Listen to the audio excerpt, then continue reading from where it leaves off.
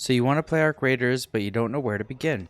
Hello and welcome to the channel. I'm Ghost, and in this video, I'll be explaining everything you need to know as a new player in Arc Raiders.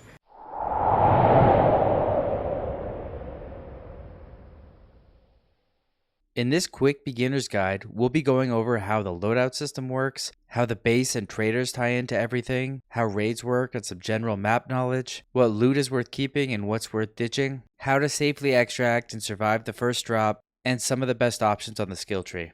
I've been following Arc Raiders through its builds and the early access, so I'll give you both a general overview as well as special survival tips all throughout each section to help you last longer than 30 seconds.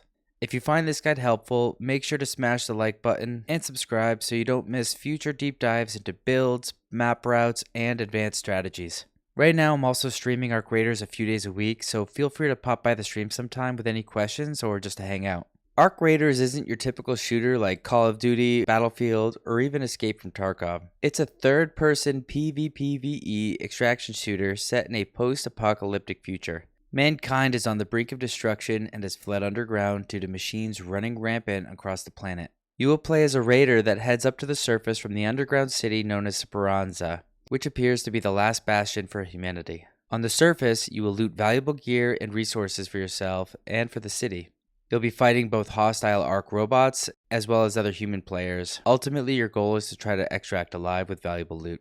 What I've noticed when I'm playing Arc Raiders is that it feels a lot like DayZ or PUBG. If you're familiar with how those games feel when you're playing them, you'll fit right in.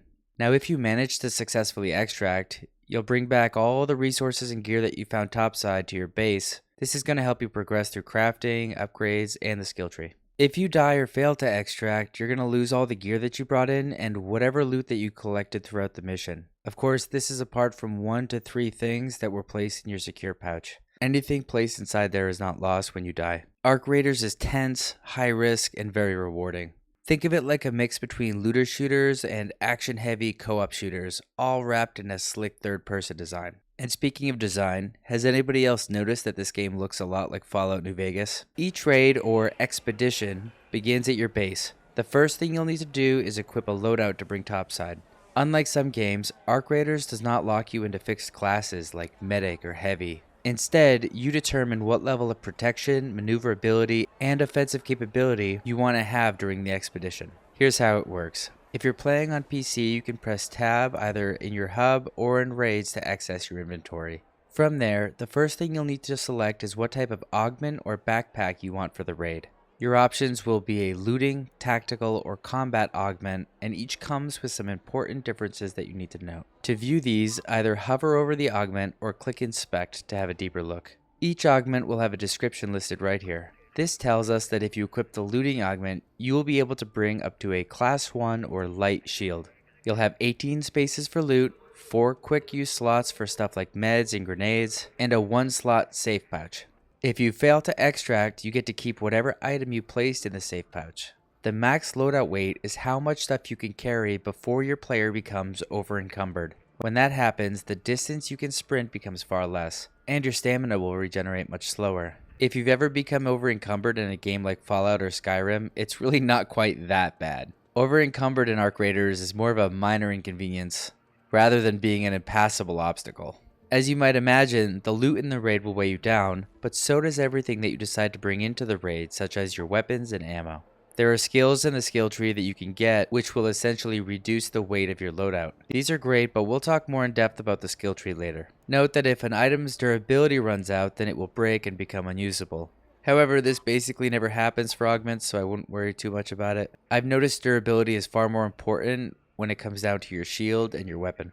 Now, if we take a look at the tactical augment, we'll see we have traded looting spots and the max loadout weight for an additional quick use slot and the ability to use a better shield. The tactical augment also allows you to use up to a class 2 or medium shield. Another type of augment is the combat one. This one falls somewhere in the middle of the looting and tactical augment.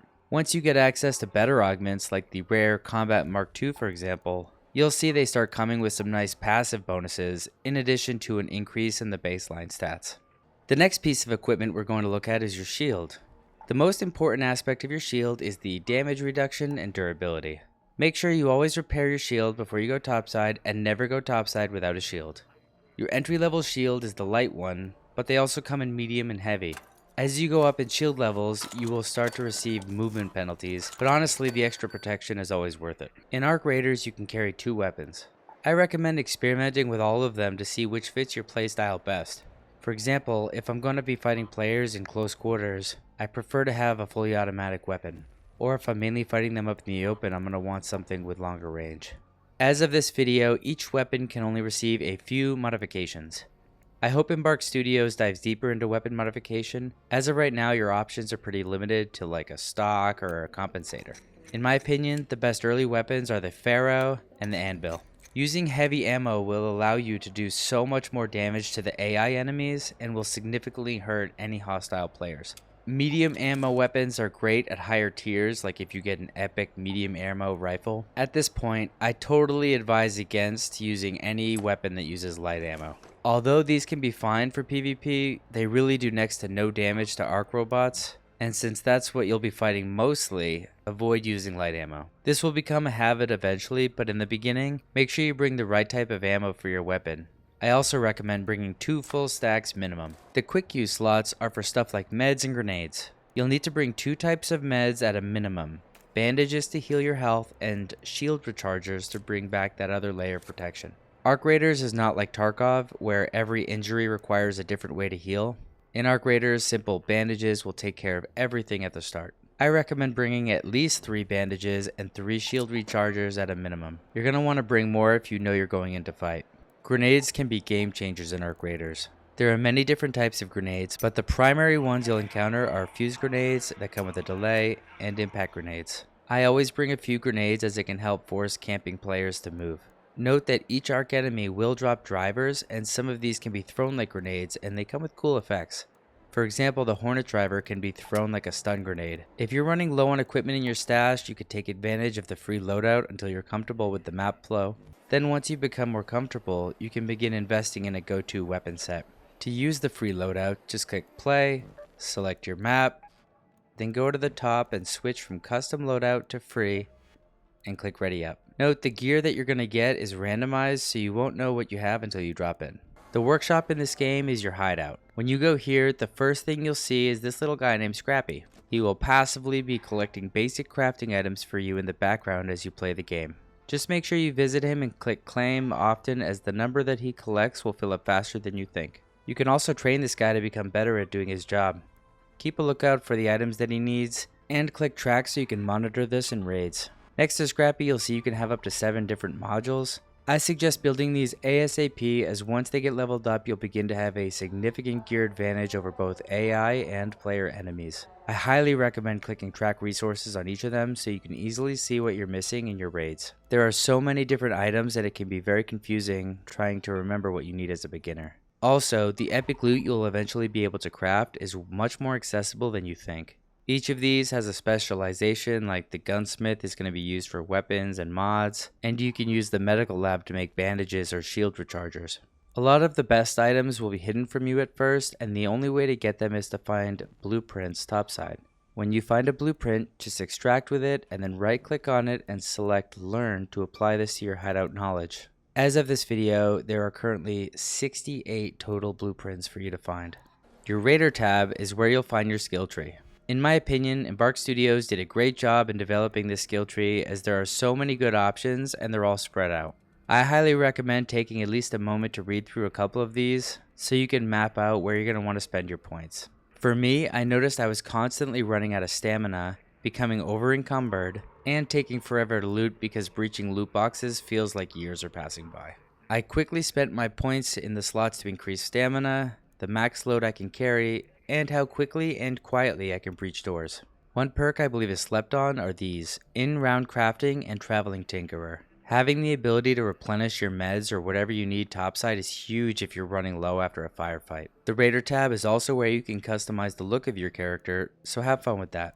Trials are essentially just daily or weekly quests. If you accomplish them, you'll get rewards. If you don't, they reset and you can try again, so it's no big deal. Expeditions are how you prestige in this game. It is completely voluntary to do this character reset. If you choose to do this character reset, you will lose everything except for your cosmetics, but you will gain character buffs for subsequent playthroughs. like increased XP gain, increased yield of Scrappy's materials, and extra space. The developers have stressed that none of the benefits gained from prestiging will give you a direct combat or power level advantage over other players. This, in my opinion, is a very good thing. I like how the system rewards those who maybe have more time to play, while not giving them innate buffs to overpower those who perhaps don't have as much time to invest in the game. If you want to learn about the history of the world, the enemies you'll face, and the people within it, you're going to want to check out the Codex. When I first began playing, it was tough to differentiate between the enemies topside. The Codex can help clear this up. For example, at first glance, the Wasp and the Hornet look exactly the same.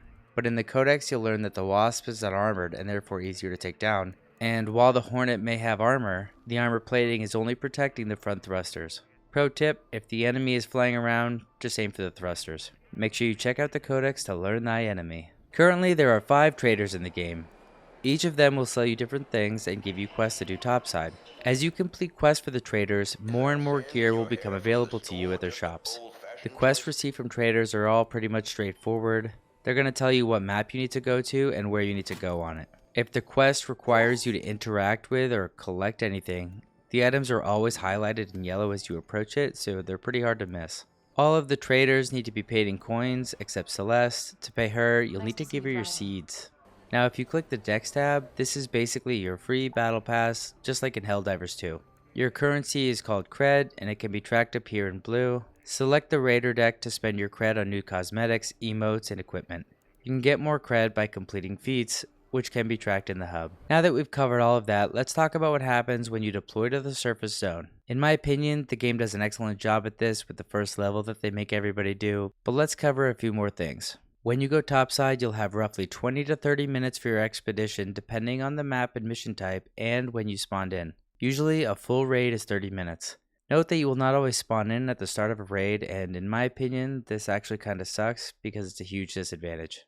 I totally get it from a lore perspective, but if you spawn in late, it means all the players have had a significant time advantage to get to the high tier loot and become more fortified in these positions by the time you arrive.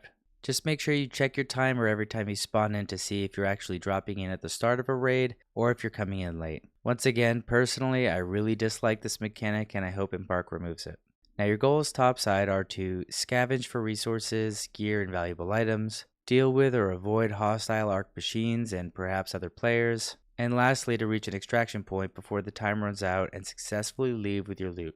As soon as you drop in, I highly recommend identifying what extraction point you'd like to use. Some extractions are elevator shafts, raider hatches which will require your keys to take, or metro lifts, and all of these extracts will have different timers. Knowing where you want to go early really helps avoid panic at the end. If you're new, consider first visiting the yellow loot zones. The loot here won't be as good as the red zones, but you're going to encounter less AI here, and it's better to extract with something than to die going for max loot every single time. Looting is the key to ARC Raiders. You'll collect salvage, rare components, weapon attachments, and more. Some of this is going to be used for crafting, and some you're going to want to keep and some you're going to want to sell. Your inventory space in this game is limited, so you're going to need to make decisions about what you carry and what you drop. And remember that your safe pocket is a secured slot, and whatever you put in there will not be lost if you fail to extract. The ARC Raiders economy loops like this. You'll go topside, you'll loot, you'll extract to bring that loot back to your stash, you'll craft better gear and upgrade your workshops, and then you're going to enter the next raid with better gear. Even small loot is valuable early on. Extract with something, even if it's just modest salvage. As you learn, you'll begin to notice which items are component staples or what you're going to want to prioritize. Sometimes the components that you need to upgrade your hideout are actually more valuable than random high-end weapons. And keep in mind that while you're in a raid, you can actually break down the loot. Keep this in mind if it's something you need to do. Now let's talk a little bit about the maps and environmental awareness. Understanding the map and how to move around it is crucial. Each zone has its terrain, loot spots, extraction exits, and hazard zones, which will include ARC machine patrols or other players. When you're new, you'll have to start by playing the Dam map. I suggest you get very familiar with this one. Learn the safe loot routes, extraction paths, and common hotspots and ambush areas. One thing I've noticed is that since this is a beginner map, you're going to encounter more players on this map that are looking to fight than on the others. As a solo, I've noticed that once you unlock the other maps, the players that you'll find there are much more experienced and realize that the real threat is the ARC robots. Since that's the case, they're more likely to team up with you and take down bosses. If you're new to the game or struggling for gear, I suggest you use quieter paths until you become more confident. Also keep in mind that almost any firefight can be heard by everyone else and will draw attention from both machines and raiders looking to fight. Move carefully, use cover, and extract early rather than overstaying your welcome. I'd like to give you a few more additional tips. In the beginning, play smart, not flashy. This game is going to punish mistakes. Don't rush into engagements with minimal gear or pick fights with robots that are too big for your ammo type. Know when to disengage. If you're outgunned, disappear and loot better equipment for your next run. Keep your extraction point in mind constantly. You could be almost home and then an ARC patrol or player ambush ruins it. And keep an eye on those pesky extract timers as they seem to run out faster than you expect. As you loot, keep checking that timer and your extraction path. If things are going sideways in a fight, just pivot to extraction instead of sticking with your loot grind. One thing I highly recommend is to take advantage of pinging the map so that you can navigate around easily. And always remember to use stealth and cover. And lastly, don't get discouraged by dying. Everyone dies. In Arc Raiders, each death is going to be a lesson. Take advantage of those free or low risk loadouts to practice runs until you're confident. And always extract with something, even a small piece of salvage is progress. I always recommend you watch tutorial routes, map breakdowns, loot spot videos from creators you trust, and throw me a subscribe if you think I earned it. I'll be uploading those videos soon as well. Remember to use every one of your raids as a lesson and have fun. And that's it for your full beginner's guide to Arc Raiders. If this guide helped you, make sure you smash the like button and subscribe to the channel for more Arc Raiders content. Let me know in the comments down below how you're liking the game so far, and if there are any topics you'd like me to cover next. Maybe a deep dive into loot component routes, how to take down bosses easy, or some top tier builds. As always, thanks for watching. I'm Ghost, and I'll see you topside.